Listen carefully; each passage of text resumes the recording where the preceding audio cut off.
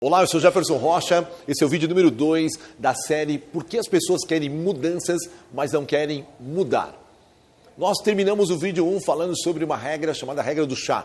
Conhecimento, habilidade, atitude. E provamos que quando o indivíduo sabe o certo, sabe como fazer o certo, e ele não tem atitude, não é por falta de querer. Muitas vezes a pessoa até quer. O problema é que entre o querer e o conseguir existe um abismo, existe um hiato. Muita gente quer mudar o seu jeito explosivo, mas o problema é que ela não consegue. Ela sabe o quanto é ruim ser explosiva? Sabe.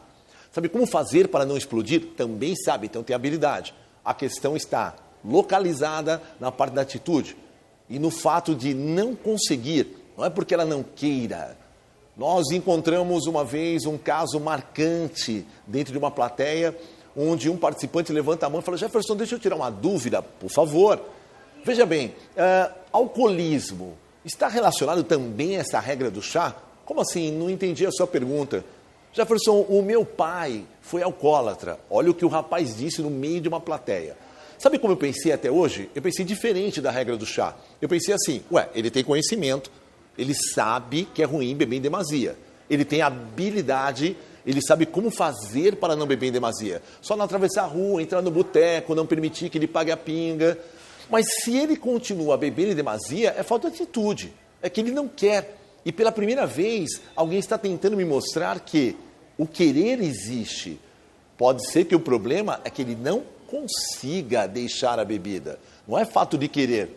Da mesma forma que nós comentamos que não existe vendedor que sai de casa pensando, hoje eu não quero vender. Ou seja, ele quer. O problema é que ele não consegue. O pai alcoólatra, a mesma coisa. Será que ele sente algum tipo de prazer em ver a família insatisfeita, em ver as reclamações dos filhos, por ele chegar alcoolizado? Não, ele quer muitas vezes deixar essa bebida. O problema é que ele não consegue. Quem nunca estudou a regra do chá tem uma tendência muito grande a não saber colaborar com essas pessoas que elas querem até mudança, mas o problema é que elas não conseguem.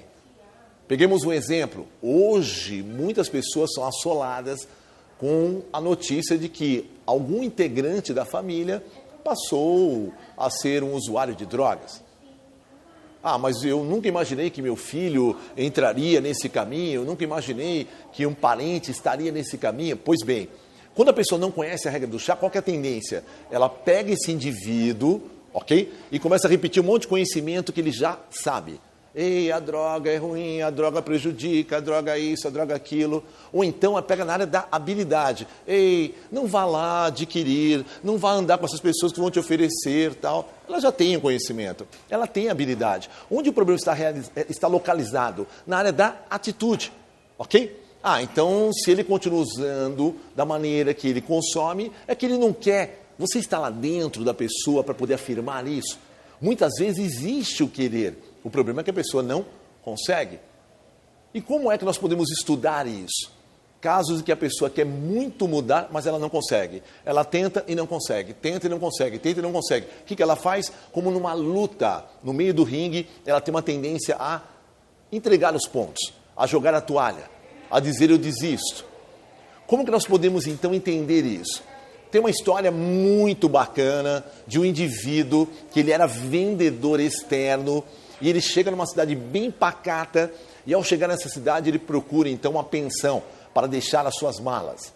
Ao chegar nessa pensão ele vai circular ali para saber quem poderia comprar os seus produtos e ele avista um circo, recém-chegado naquele local. Apaixonado por circo, ele começa a dar aquela volta imensa pela lona até chegar então na porta. Quando ele chega na porta do circo, a primeira coisa que ele avista é um elefante filhote, recentemente capturado. E para conter a fúria daquele elefante, que não aceitava ficar preso, foi preciso uma grande presilha presa em uma das patas, uma corrente e uma estaca fincada no chão. E o elefante, que estava acostumado a ser livre, ele não aceitava aquela condição e se debatia violentamente. Essa cena impressionou o viajante. Depois de 15 minutos ali vendo o elefante, tendo aquele sacrifício ali em busca do que ele queria, só lembrando a regra do chá, hein? O elefante queria liberdade, mas ele não conseguia.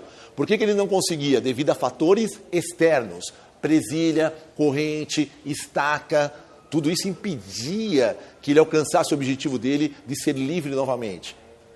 Ele foi embora, esse viajante, seguiu o seu trabalho.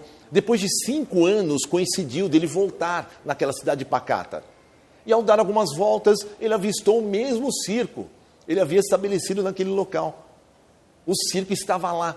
Quando ele olhou para o circo, a primeira coisa que lhe veio à mente foram as cenas daquele elefante filhote, recém-capturado, passando aquele processo de tortura ali, tentando o objetivo dele de ser livre novamente. Quando ele olhou para o canto, lá estava o mesmo elefante, mas já não era mais filhote, o elefante era adulto. E como adulto, ele se preocupou em observar o quê? Como é que deve estar a pata desse elefante? Quando ele olha para a pata do elefante, para a perna do elefante, não tem mais presilha, não tem mais corrente, não tem mais estaca, é uma corda toda podre, toda esfiapada. E essa corda não está amarrada em nenhum tipo de estaca, e sim num graveto. Batia o vento, caía, alguém fincava, caía, alguém fincava, caía, alguém fincava. E o elefante ficava parado, balançando o rabo, porque acreditava que já não podia mais mudar.